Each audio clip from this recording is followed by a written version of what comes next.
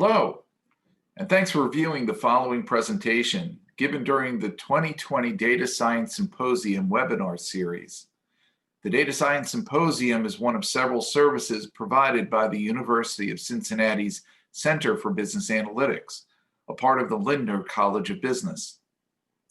Through leadership forums, student projects, public education events, including the Data Science Symposium and the Analytics Summit this spring, as well as professional development courses, the Center provides businesses and organizations with game-changing capabilities to drive analytics for competitive advantage, regardless of size or type of organization you represent. For more information about the Center, including how to join our 25 member organizations and the benefits they enjoy, please contact either myself or Dr. Michael Fry here at UC. Now, enjoy the following presentation. And so we had a very small amount of time. We had a couple weeks that we could stand up a process, work with to put the right technology in place to connect a process on our side and a platform that didn't exist on our side to the US government and to the SBA program platform. And so we worked collectively with partners. We found a partner. We got a team internally that worked basically around the clock to design a process. The process included data and analytics that existed today. If you can imagine, I started this kind of saying that was our existing customer base. We have a tremendous amount of data about our customers that we could use to speed up the application because we know their name as a company, we know the owners, we know where they live in terms of the corporate addresses. We had a lot of the information up front, but we had to find a way to get that information aggregated, put into a new platform, and then send that information along with the customer and their additional information they needed for the loan to the SBA to get them approved. And then also have a process when that approval happened to receive that loan information, receive the money, and then provide that to our customers into their Fifth Third account so they could use it. And then, oh, by the way, at some point, this loan is going to need to either be forgiven or repaid back.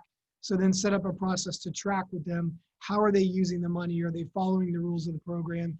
And if so, how can we help them now? What we're doing today is trying to get those customers forgiven for those loans so that they don't have to pay them back. And then they can continue to operate in the current environment, which isn't anywhere near done yet. But at least there's a little more stability than what we've had in that March timeframe. So we did all that, and to give you an idea of the volume of data that we were able to aggregate and the way that worked, if you remember, I said we did 277 SBA loans in all of 2019. We did 33,000 applications and over 40,000 loans in about a 30 to 45 day period. So you can imagine what that might look like. We funded over $5.4 billion loans for our customers. And honestly, when you track it, we saved over 500,000 jobs in the US. And that's just a tremendous amount of work that I think went into understanding, how do you come together in a time of crisis? How do you use the data that you have? How do you bring people together to create new technology in a very lean and agile way that allows you to do it in a very compressed time frame, but with quality and with success to help support a customer that if you don't do that and if you don't deliver, they may not be here tomorrow as a customer. And we really wanted to make sure that we did everything we could to give our customers the best chance that they had to be successful during this pandemic in the early days. And I'm proud to say I believe that we did a lot of great to help them. And now the next phase of this is, because we have this data and information, how do we help them not fall into this problem when they go to get forgiveness, that they've been getting the right advice, that they've been using these funds appropriately so that they can continue on with their businesses without having to worry about how they pay these loans back. And so for us as a bank, it felt like a really good chance to step into a void that existed and help our customers stay afloat. And I'm proud to say that we believe we were very successful in that in Denver. But let me talk about some of the key focus areas and what we thought were the success. There's like 4 of them. The first one is, we have to get technology and business aligned around a common priority. Obviously for us, that was self-evident up from the front. It was keeping our customers' doors open. And it was doing everything we could to make sure that they were able to leverage the bank and the ability for us to come together from a technology, data, and analytics perspective to help them through this process as seamless as possible so that they could get through it and continue to stay open, right? We had to be outcome driven. We had to be singularly focused. Almost everybody that worked on this had a different day job, and we had to stop those day jobs to come and do this. One of the important things to understand is the ability to pivot people to work on these processes, to work on these technologies, to bring together data in this way doesn't happen by accident, and it's a lot of effort by the organization to give space from other areas and things other people may be working on. And mind you, all of these people that worked on this were working remote themselves. The majority of them were not in the office. They were working from their home office, working across Zoom or working across whatever technology that you may use. We use WebEx here. We were using that to make sure that we could collaborate continuously. The second way that we were able to kind of get ourselves aligned was around this hypothesis of having a lean-driven process, grounded in data, grounded in analytics. So we have a growing Lean Six Sigma practice at the bank, and we're able to use data that we had in our organization, spread across a lot of different IT systems, a lot of different places, to pull that data together and create a lean process that could be built with the technology in mind of how we could stand up a new process to apply for these loans, secure the loans, get the funds available, get them distributed to customers, and now continue that process around the forgiveness plan. And so that took a lot of effort, a lot of coordination, but what it also took was a lot of commitment to do these things and understand that it's a lean, it's an agile environment. We're not going to know everything. We're not going to have perfect information. We're going to have to rely on the data we have. We're going to have to rely on the people that know these systems and know these processes to come together and create a whole new dynamic that can create new systems and new processes and move forward and be adaptable and be able to pivot and persevere when we hit roadblocks. And we hit them every day, constantly. We hit them at night, we hit them in the morning, we hit them on the weekends, and we just had to be able to kind of come together very quickly at a moment's notice, make decisions and move on. And so for that, it was a huge success. Number three was about putting our working products into the hands of our customers early and often. We didn't have a perfect product on day one. The early customers that went through this loan process, it failed a lot. It had a lot of bumps in the road. The SBA loans on the other side, the US government, believe it or not, isn't always, the most lean organization themselves. And so they were building their end as well at the same time. And so there was a lot that we had to do to be adaptable, to get the early products in the hands of customers early and pivot and persevere along the way. And finally, it was about empowering our employees, right? We had to let people make decisions. If we had to wait for decisions to cascade up and down some managerial structure, we never would have got there. And so we had to really empower our folks to make decisions on the fly, to know that those decisions were going to be supported, right or wrong, because we weren't going to get them all right. And we had to create a safe environment for them to do that. And so, for me, finally, on this last, kind of example, what I would say is, how does this apply to data and analytics? And the answer is, you're not always going to have a fresh start in data. We had to use data that existed. We had to use data that was all over the place, that wasn't built for this purpose. We had to create analytics to track a process real time. It didn't exist when we started, and every day our analytics about, were loans getting through or not? Were the loans getting processed on time or not? Were we expecting the funds back on, day 1, day 2, day 4, day 5? We didn't have the analytics, but we had the data, and we had to apply it differently to get those new sets of outcomes. And we were able to do that pretty much real time and on the fly, because it was the only way that we could survive. And so for me, that customer experience really resulted in, us having the ability to pivot, for us having the ability to come together, and really for us to have the ability to focus on our customers' needs and to be agile in the process. And I don't think you can ask for more than that as an example of where you can use these things to really be successful in a time of crisis. And hopefully none of you, or many of you, don't ever have to experience this type of a crisis to understand how to be lean and how to be efficient. But if you do, be prepared for it as best as you can, and know that no matter how much you do prepare, you can never be prepared for everything. And so you've got to leave room for flexibility and employee empowerment so that folks can do their job with the best of their ability, because they're the ones that know how to get things done, and you have to let them do it. So with that, I'm gonna pivot to another story, because I think it's a very different end of the spectrum, and one that I think is really valuable for us to talk about. Our customers, like many of you, that maybe if you're a fifth, third customer today, We want to talk about what it's like to be a customer of the branch today versus what it's going to be like tomorrow. And so, with my last, 20 minutes, I really want to make sure that I'm giving you a feel for what we're working on. One of the things that's really interesting for being a bank is that as we're moving from kind of an analog world to a digital world more and more every day. I gave you some stats earlier in this discussion that we've seen a 25% rise in our digital channel usage during the pandemic.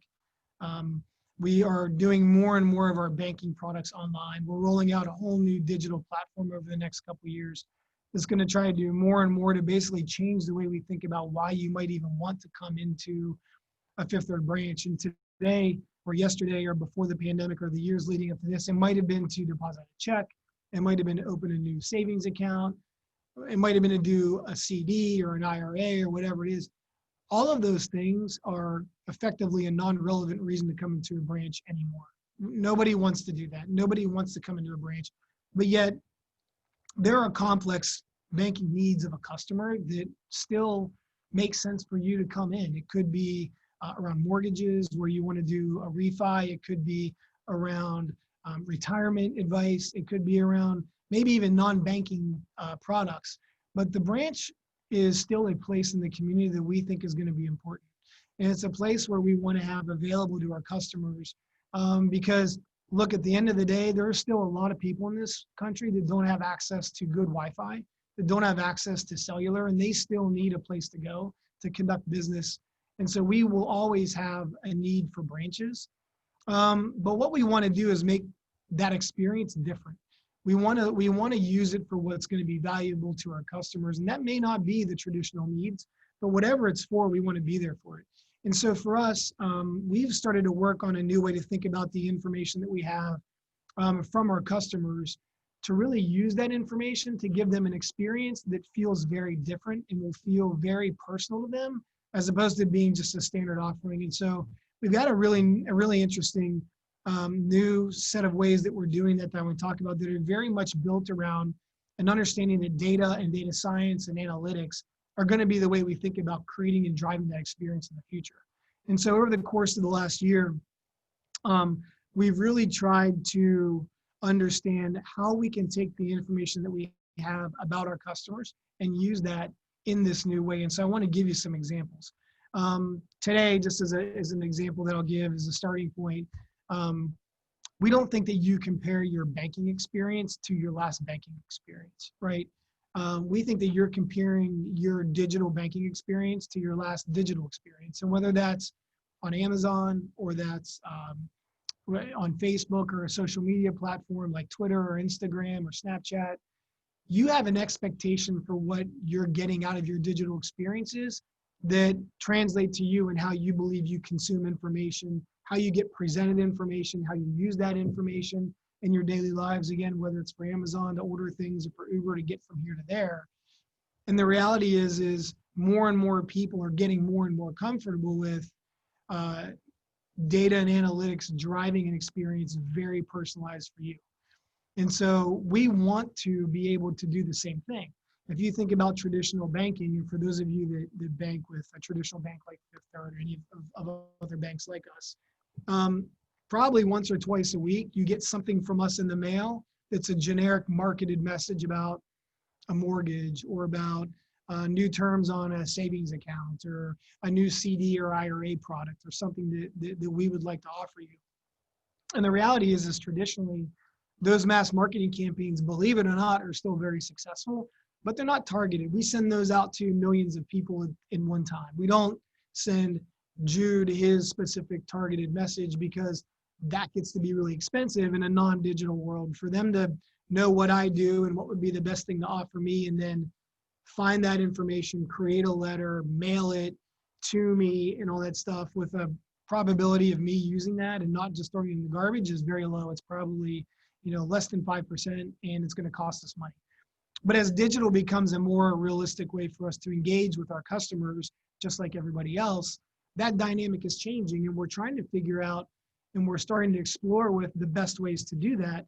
And so for us, we think about personalization as something like, obviously I'm a customer of my bank and the bank has access to what I do when I, swipe or dip my card, or if I buy something online using Fifth Third to do that.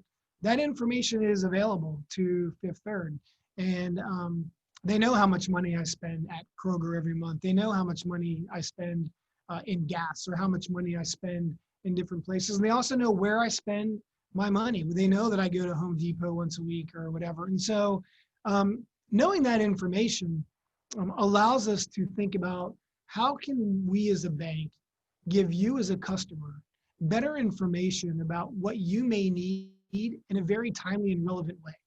And so a really good example of what I'm talking about is, and I'll stick with the Home Depot model, right? If all of a sudden I'm going to Home Depot every weekend for about 2 or 3 weekends in a row and buying a lot of things, Fifth Third can start to make some guesses and assumptions that, hey, maybe Jude is in the market for doing a home equity line of credit, because it looks like he's probably doing a lot of stuff around his house.